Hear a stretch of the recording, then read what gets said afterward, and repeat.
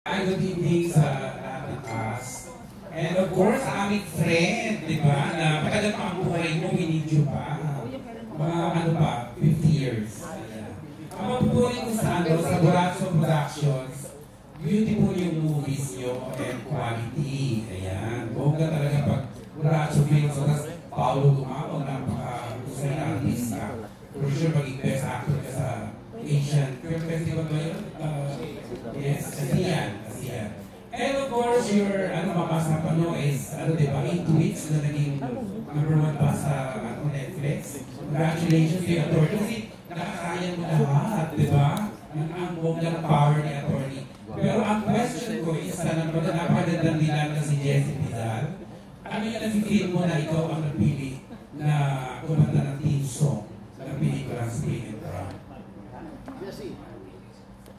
Napili mo rin itong isula, di ba? Ano daw, feeling mo na ikaw ang napili ko? Nakakunta?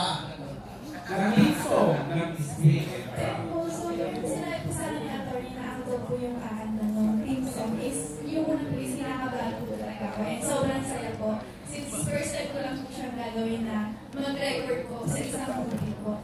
So, yung habang ginagawa namin yung kanta is tinila ako na kung paano namin magagawa siya ng tama since sobrang ikli na yung time na parang hindi yung prepare ko para mag-record mo nun. So, parang hinalap po nila ako na may mga binago din po kami mga notes since may mga hindi ko maabot sa mga kanta po, gano'n.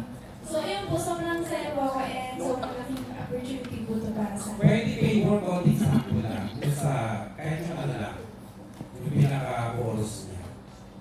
And oh, we've been through it all. We never did stumble or fall. Together we made it through. Just me and you and I.